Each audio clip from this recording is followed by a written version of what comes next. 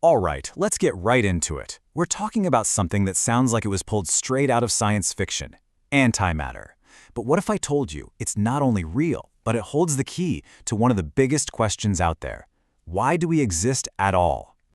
Now, a lot of us probably first heard about antimatter from that thriller, Angels and Demons. And the whole idea is pretty terrifying, right? A tiny little bit of this stuff could unleash the most powerful explosion possible. See, when matter and antimatter touch, they annihilate each other, converting pretty much 100% of their mass into pure, raw energy. And this is where it gets wild. That facility from the book, CERN, it's a real place. And they are actually making antimatter in a building that's literally called the Antimatter Factory.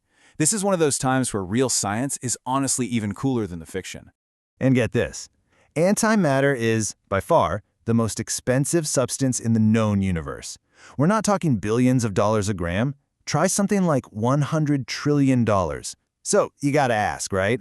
Why on earth would anyone spend that kind of money to create something so incredibly volatile?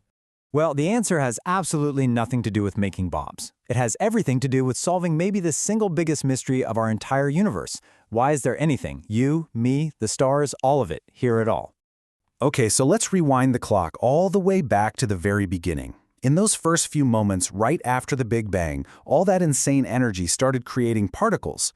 But here's the thing. For every single particle of matter that popped into existence, an equal and opposite particle of antimatter was born right alongside it. A perfect, beautiful, symmetrical balance.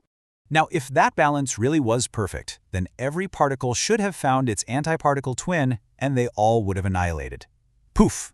The result? A universe with nothing in it but pure energy. Just a whole lot of light. But obviously that's not what happened. We look around and we see a cosmos filled with stuff. So what went wrong, or maybe what went perfectly right? So, the leading theory is that the balance wasn't quite perfect. For every billion particles of antimatter, physicists think there were 1,000,000,001 particles of matter. Just a tiny, tiny little flaw in the math. And that is the whole ballgame. After all the fireworks of annihilation were over, that tiny leftover scrap, just one single matter particle for every billion pairs. That's what survived. And everything you see, everything you are, it's all made from those lucky 1 in a billion leftovers. So this kicks off the ultimate cosmic detective story. Where did this tiny, life-giving imbalance actually come from? Because according to the laws of physics as we knew them, it just shouldn't be there. And the very first clue came from a crack in one of the most basic ideas in all of physics, the idea that the universe, at its core, should be perfectly symmetrical. For the longest time, physicists believed in something called parity symmetry. It's a pretty simple idea, really. It just means the laws of physics should work exactly the same way for an experiment as they do for its mirror image. The universe shouldn't have a favorite direction, no preference for left or right.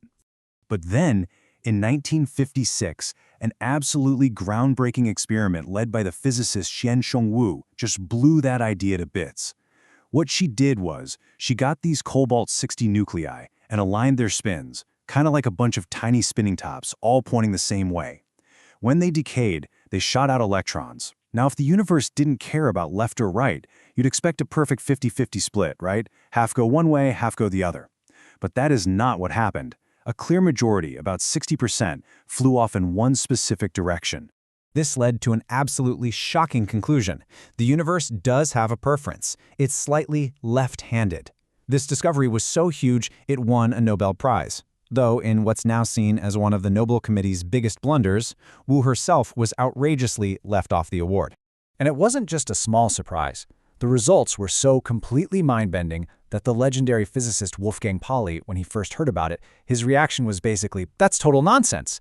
It just turned their whole understanding of reality completely upside down. So how does this all connect back to our story?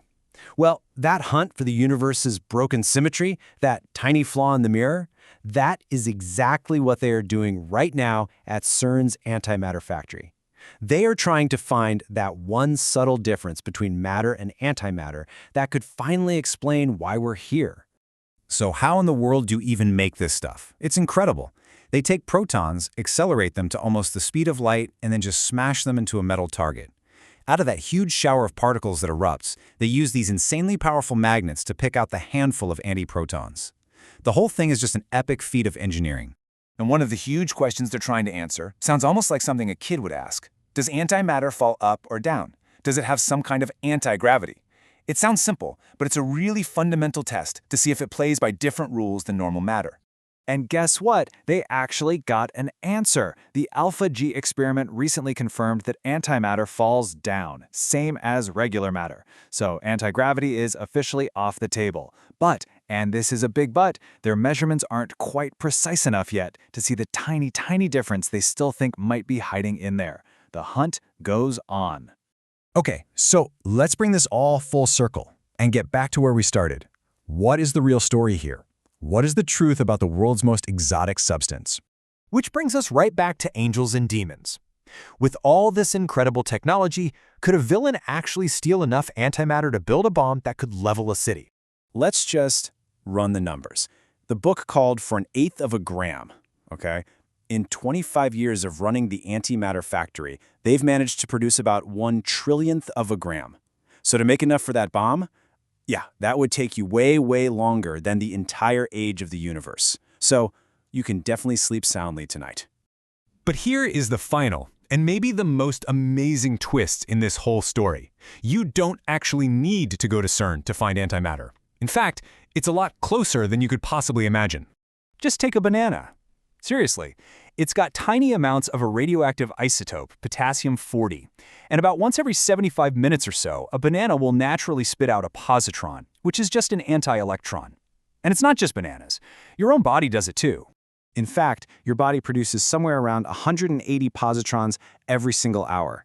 So the ultimate takeaway here is that this mysterious, universe-creating, unbelievably expensive substance isn't just locked away in a lab in Switzerland. You are, right now, your very own tiny antimatter factory.